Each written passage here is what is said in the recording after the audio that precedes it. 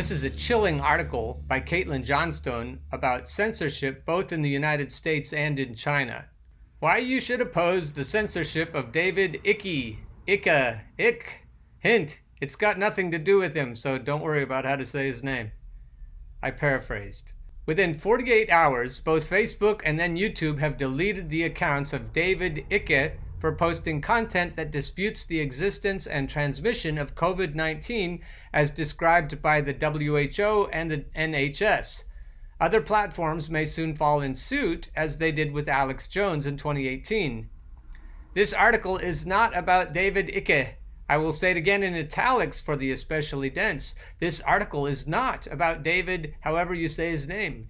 This article is about why we shouldn't be okay with monopolistic, billionaire-owned Silicon Valley tech giants with extensive ties to US government agencies controlling human communication. I know next to nothing about David, and I have done exactly zero research into his views for this article. For all I know, he's every bit the raving lunatic the narrative managers say he is. It doesn't matter.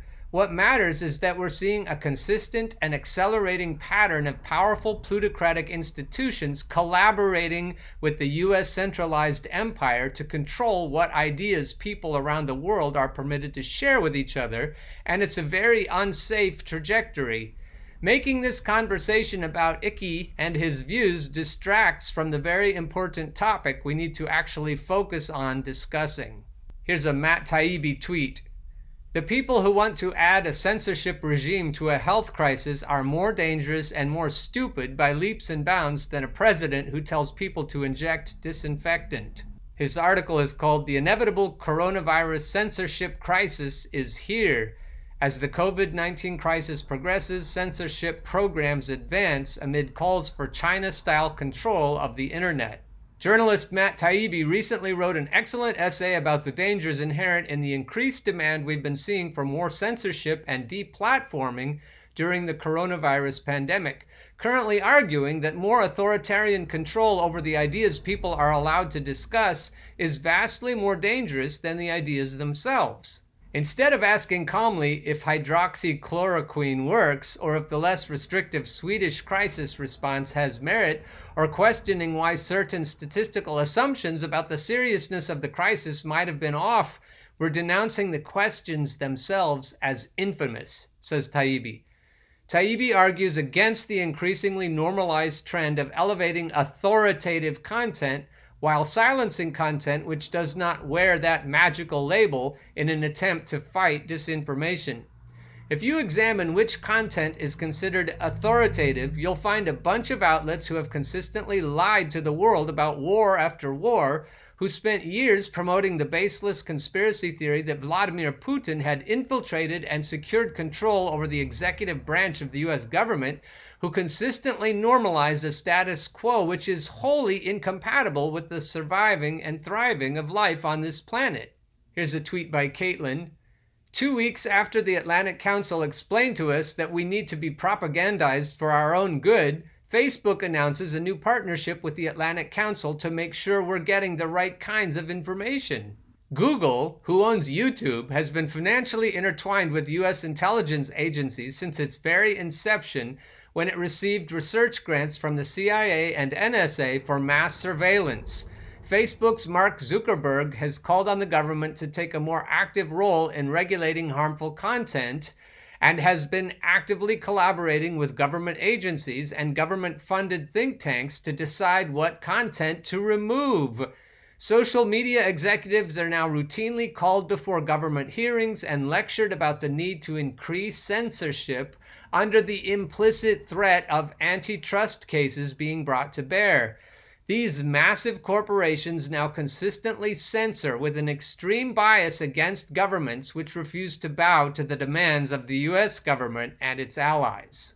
In 2017, representatives of Facebook, Twitter, and Google were instructed on the US Senate floor that it is their responsibility to quell information rebellions and adopt a mission statement expressing their commitment to prevent the fomenting of discord. Whoa!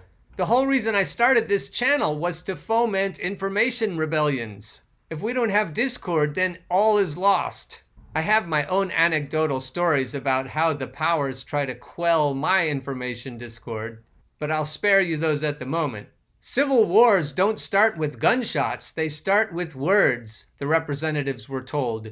America's war with itself has already begun. We all must act now on the social media battlefield to quell information rebellions that can quickly lead to violent confrontations and easily transform us into the divided states of America. Ooh, I just got a chill, did you? Whenever anyone objects to censorship on these massive platforms, they're always told that these platforms are private companies who are free to do what they like on their own private property. But how private is a corporation that is interlaced with government power with increasing inseparability? The reality is that in a corporatist system of government with vanishingly few meaningful distinctions between corporate power and state power, corporate censorship is state censorship. Here's an article from The Atlantic called "Internet Speech Will Never Go Back to Normal." She argues that The Atlantic is a neoconservative journal, and goes on to say, the only difference between the Atlantic article and something you might read on a libertarian site is that this article argues that all of these regulations on speech are a good thing. Proponents of increased internet censorship have already openly conceded this point, the point that corporate power is state power.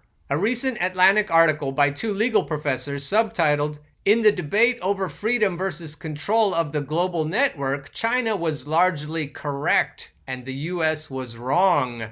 Ooh, I got a chill again. The case is made that Western internet censorship will necessarily involve a collaboration with private corporations and government power. As surprising as it may sound, digital surveillance and speech control in the United States already show many similarities to what one finds in authoritarian states such as China, the article's authors favorably argue.